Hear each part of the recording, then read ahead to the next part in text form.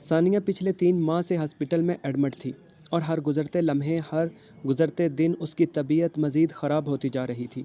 اب بھی وہ ایک زندہ لاش ہی تو تھی، کبھی آنکھ جھپک لیتی تو کبھی ہاتھ یا پاؤں کی کوئی انگلی ہلا دیتی۔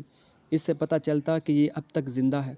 ڈاکٹر بھی جواب دے چکے تھے کہ کسی وقت کچھ بھی ہو سکتا ہے۔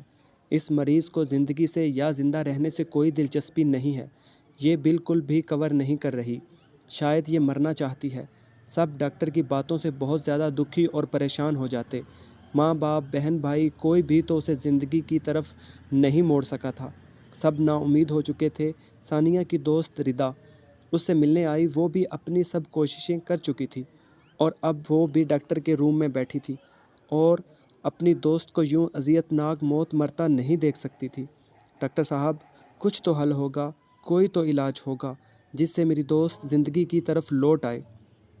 ڈاکٹر بولا، ایک صورت ہے کہ کوئی لمحہ ایسا آئے، یہ خوش ہو یا کوئی فیلنگ جاگ جائے، کسی طرح یہ چاہے کہ یہ جینا چاہتی ہے، کوئی ایسا ہو جو اس کو اس اذیت کی دنیا سے ایک لمحے کے لیے ہی صحیح باہر لے آئے، پھر شاید ممکن ہے ثانیہ بچ جائے، کسی طرح اسے زندگی سے محبت ہو جائے، تب شاید ممکن ہے۔ ردا کو اچانک آفتاب کا خیال آیا تھا۔ وہی شخص ہے جو ثانیہ کو موت کے منہ سے بچا سکتا ہے، مگر پچھلے 1 سال سے اس کا تو کوئی پتہ نہیں۔ آفتاب کالج میں ہمارے ساتھ پڑھتا تھا، بہت اچھا لڑکا تھا۔ آفتاب ثانیہ سے محبت کرنے لگا تھا، مگر وہ اپنی بے پناہ محبت کا اظہار نہ کر سکا۔ ایک دن آفتاب نے ثانیہ کی دوست کو اپنی محبت کا بتایا تو وہ ردا بولی، آفتاب تم غلط جگہ دل دے بیٹھے ہو۔ ثانیہ کا تو نکاح ہوا ہے اپنے تایا زاد کزن سے اور وہ ایک دوسرے کو بے انتہا محبت کرتے ہیں۔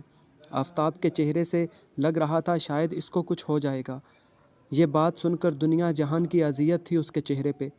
میں نے اپنی آنکھوں سے آفتاب کو روتے دیکھا تھا۔ وہ وہاں سے اٹھا اور باہر نکل گیا۔ اس کے بعد کسی شخص نے اسے دوبارہ نہیں دیکھا تھا۔ آج ردا کو وہ آفتاب یاد آیا تھا۔ وہی شخص تھا اس دنیا میں جو ثانیہ کو زندگی کی طرف لا سکتا تھا۔ ردا نے بڑی مشکل سے آفتاب کا ایڈریس نکالا تھا اور آفتاب کے گھر پہنچ گئی۔ وہاں آفتاب کی امی اور بہن سے ملاقات ہوئی اور آفتاب کے بارے میں پوچھا تو پتہ چلا وہ ایک دن کالج سے گھر آیا تو کافی پریشان تھا۔ چند دن اپنے کمرے میں بند رہا اور پھر بڑی جلدی میں ملک سے باہر چلا گیا، ابھی تک واپس نہیں آیا۔ آنٹی، مجھے آفتاب کا نمبر مل سکتا ہے؟ مگر کیوں بیٹی؟ اس کی امی نے پوچھا۔ ایک زندگی کا سوال ہے اور آفتاب کی محبت بھی ہے وہ لڑکی۔ امی نے نمبر دے دیا تھا۔ آفتاب نے فون اٹھایا تھا۔ ردا بولی، ہیلو آفتاب۔ ہاں ردا، سب خیر ہے نا؟ وہ بولی، تمہیں کیسے پتہ میں ردا ہوں؟ آفتاب کہنے لگا، تمہارے ساتھ ہونے والی آخری ملاقات کے الفاظ آج بھی میرے کانوں میں گونجتے ہیں، کیسے بھول سکتا ہوں تمہیں؟ ردا بولی، آفتاب، ثانیہ زندگی موت کی کشمکش میں ہے، اسے ضرورت ہے، پلیز آ جاؤ۔ کیوں، کیا ہوا؟ ایک ڈر تھا آفتاب کی آواز میں۔ ثانیہ کا منگیتر ایک حادثے میں مر چکا ہے اور اس دن سے ثانیہ بھی ایک زندہ لاش بنی ہاسپٹل میں پڑی ہے۔ ڈاکٹر کہتے ہیں وہ نہیں بچے گی۔ پلیز آ جاؤ نا، اسے اس اذیت سے نکال لو پلیز۔ کب، کہاں، کیسے ہوا یہ سب؟ اور آپ نے مجھے پہلے کیوں نہیں بتایا؟ آ جاؤ، سب بتاتی ہوں۔ آفتاب اگلے دن آ گیا تھا۔ ماں سے ملا، بہن سے ملا، ابو سے ملا اور سب سے معافی مانگی۔ وہ سب بہت خوش تھے کہ ان کا اکلوتا بیٹا گھر آیا تھا۔ تھوڑی دیر بعد وہ گھر سے نکل آیا، ماں باپ کو یہ کہہ کر کہ میرے لیے دعا کیجیے گا کہ میں اپنی زندگی اور اپنی ساری خوشیاں واپس لا سکوں۔ آفتاب ہاسپٹل پہنچا تھا۔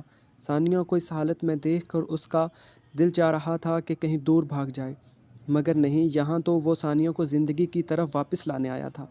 ردا اور آفتاب اکٹھے ثانیہ کے کمرے میں داخل ہوئے تھے۔ ردا بولی، ثانیہ دیکھو، تم سے ملنے کون آیا ہے؟ ثانیہ نے ایک لمحے کے لیے آفتاب کی طرف دیکھا تھا۔ اف خدایا، کتنی ویران تھی یہ آنکھیں، بالکل کسی ہزاروں کلومیٹر پھیلے خشک ریگستان کی طرح۔ ان آنکھوں میں کچھ بھی نہیں تھا، نہ زندگی، نہ خوشی، بس خالی آنکھیں تھیں، ویران، اجڑی ہوئی، صدیوں کی پیاسی، جیسے صدیوں سے محبت کی ایک بوند نہ گری ہو ان ویران آنکھوں کے صحرا میں۔ آفتاب کا دکھ اور تکلیف مزید بڑھ گئے تھے، مگر اس نے عزم کیا تھا کہ وہ اس لڑکی کو واپس زندگی کی طرف لائے گا۔ یہ کالج کی سب سے ایکٹیو لڑکی دوبارہ ایک خوشیوں بھری زندگی جیے گی۔ آفتاب کی ڈاکٹر سے تفصیلی ملاقات ہوئی۔ ڈاکٹر بولا اس لڑکی کی فیلنگ ڈیڈ ہو گئی ہیں، یہ کچھ بھی فیل نہیں کرتی اور نہ کرنا چاہتی ہے، اور سچ تو یہ ہے یہ جینا نہیں چاہتی۔ ڈاکٹر صاحب کیا ثانیہ سنتی اور سمجھتی سب ہے؟ ہاں، مگر اس کا ذہن جواب نہیں دیتا، وہ اب تک اس حادثے کے اثر میں ہے۔ آفتاب واپس ثانیہ کے کمرے میں آ گیا اور ثانیہ سے باتیں کرنے لگا۔ ثانیہ، تمہیں شاید پتہ نہیں میں تمہیں کب سے پیار کرتا ہوں، مگر تمہاری دوست ردا جانتی ہے۔ تمہیں میں بتاتا ہوں، صرف وہ رازدار تھی میری محبت کی۔ میں نے تمہیں دیکھا تو دل نے گواہی دی تھی، بس تمہاری تلاش ختم ہو گئی۔ یہی وہ لڑکی ہے، دل اٹک گیا تھا تم پہ۔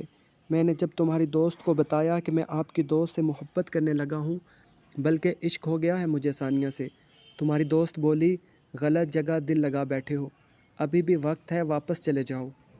ثانیہ کا نکاح اپنے تایا زاد کزن سے ہو چکا ہے اور وہ دونوں ایک دوسرے سے بے انتہا محبت کرتے ہیں۔ تمہیں پتہ ہے ثانیہ، پہلی محبت کی پہلی ٹھوکر پہ لگنے والی پہلی ہی چوٹ نے میرے ٹکڑے ٹکڑے کر دیے تھے، اور میں اپنے ٹکڑے جسم و دل کو ساتھ لیے وہاں سے چلا گیا۔ کافی دن گھر کی چار دیواری میں بند رہا، مگر تمہاری محبت کو بھلانے کے لیے یہ بہت کم تھا۔ پھر میں نے ملک چھوڑنے کا ارادہ کیا اور ساتھ سمندر پار چلا گیا، مگر وہاں بھی تمہیں بھلانے میں ناکام رہا، مگر واپس نہ آیا۔ 1 سال گزر گیا، پھر اچانک ردا کا فون آیا اور اس نے تمہارے ساتھ ہونے والے حادثے کا بتایا اور تمہاری حالت کے بارے میں بتایا، تو میں فوراً سب چھوڑ کر آ گیا، صرف اس لیے کہ شاید میں تمہارے کسی کام آ سکوں، اس تکلیف دہ لمحوں میں تمہارا ساتھ دے سکوں۔ ثانیہ، جس تکلیف سے آپ پچھلے 3 ماہ سے گزر رہی ہیں، میرا یقین کریں میں پچھلے 1 سال سے سہ رہا ہوں۔ تمہارے ساتھ تو تمہارے اپنے ہر وقت ہیں، میرے ساتھ تو کوئی بھی نہیں تھا۔ میں ہوتا، میرے درد ہوتے، میری تنہائی ہوتی اور بہت لمبی لمبی راتیں، مگر میں نے کبھی کسی سے کوئی گلہ نہیں کیا، کسی سے کوئی شکایت نہیں کی۔